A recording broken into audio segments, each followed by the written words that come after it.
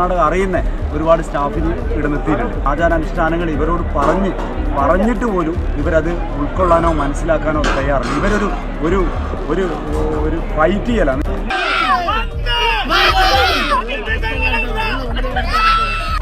കൊട്ടിയൂർ പെരുമാളിനെ വണങ്ങാൻ പ്രകൃതിയും മനുഷ്യനും ഭൂതഗണങ്ങളും ദേവഗണങ്ങളും ഒന്നിക്കുന്ന മഹോത്സവമാണ് കൊട്ടിയൂർ വൈശാഖ മഹോത്സവം.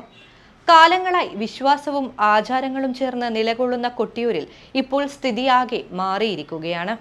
വർഷങ്ങളായി ഭക്തിസാന്ദ്രമായും സമാധാന അന്തരീക്ഷത്തിലുമായിരുന്നു കൊട്ടിയൂർ വൈശാഖ മഹോത്സവം നടന്നിരുന്നത്. എന്നാൽ ഇപ്പോൾ കർണാടകയിൽ നിന്നെത്തുന്ന ചില ഭക്തർ ക്ഷേത്രത്തിലെ ആചാരാനുഷ്ഠാനങ്ങൾ ലംഘിക്കുന്നുവെന്നും ക്ഷേത്രത്തിന്റെ പവിത്രത തന്നെ ഇല്ലാതാക്കുന്നുവെന്നുള്ള ആരോപണങ്ങളാണ് ഉയരുന്നത്. ക്ഷേത്രത്തനിമ നശിക്കുന്നതോടുകൂടി മലയാളി ഭക്തരും കൊട്ടിയൂരിലെത്താൻ മടിക്കുകയാണ്.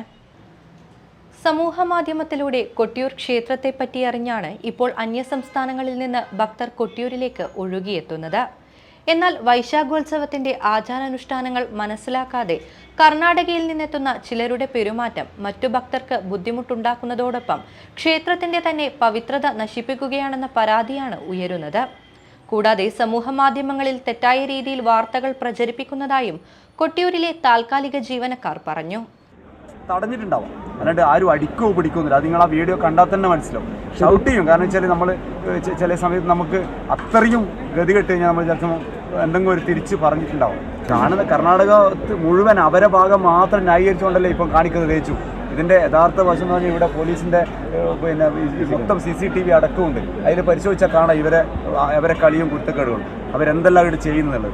ഒരു ഭക്തിപരമായില്ല. അവർക്ക് റീൽസ് എടുക്കും. അവർക്ക് എങ്ങനെയാണോ ഫോണിൽ അവനവൻ്റെ ഇത് പരമാവധി സ്റ്റൈലും കാര്യങ്ങളും മറ്റേ നമുക്ക് അതിനെപ്പറ്റി അറിയില്ല, സോഷ്യൽ മീഡിയ റീൽസ് എടുക്കുക, ഇതെല്ലാം ഇവരെ ഉദ്ദേശം. അല്ലാണ്ട് ഇവർക്ക് അങ്ങനെ ഒരു വിശ്വാസം കൊണ്ട് വരുന്നില്ല. ആനേൻ്റെ ഇതെടുക്കുക, ഇതെല്ലാം ഇവർ ഒരു ടൂറിന് പോയ പോലെയാണ് ഇപ്പോൾ ഇവിടെ വരുന്നത്. അല്ലാണ്ട് അവർക്കൊരു വിശ്വാസമോ കാര്യങ്ങൾ കൊണ്ട് വരുന്നതാണെങ്കിൽ അവരൊരിക്കലും, പക്ഷേ നല്ല വിശ്വാസത്തിൽ നല്ല രീതിയിൽ ഇവിടെ ക്യൂ നിന്ന് ദർശനം നടന്ന ഒരുപാട് നല്ല ആൾക്കാരുണ്ട്. ഒരുപാട് വെച്ചാൽ ഒരു 70% നല്ല ആൾക്കാരുണ്ട്.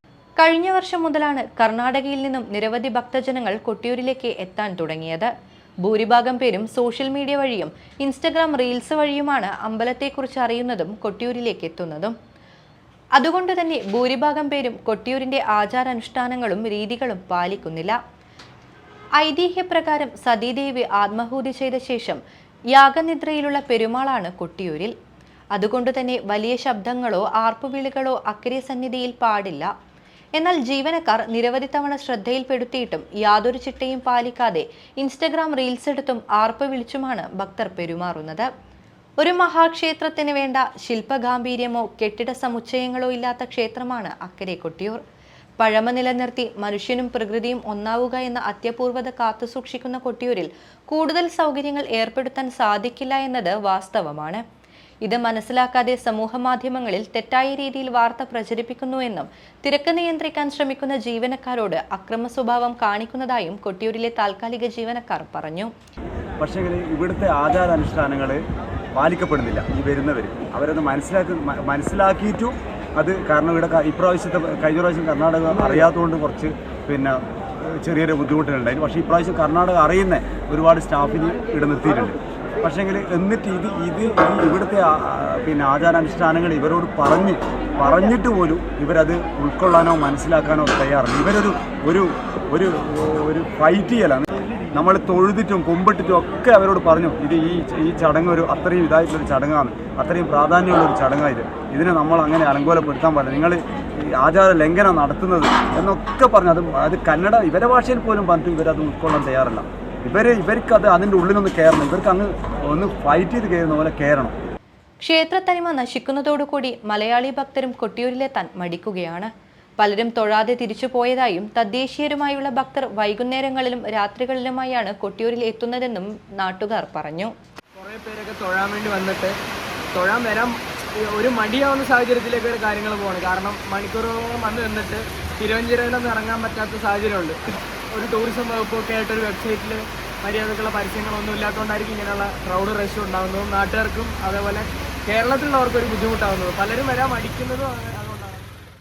ക്ഷേത്രരീതികൾ അന്യസംസ്ഥാനങ്ങളിലെ വിശ്വാസികളിലേക്ക് കൂടുതൽ വ്യാപിപ്പിക്കുന്നതിനായി ദേവസ്വം അധികൃതർ മുൻകൈയെടുക്കണമെന്നാണ് ഏവരുടെയും ആവശ്യം.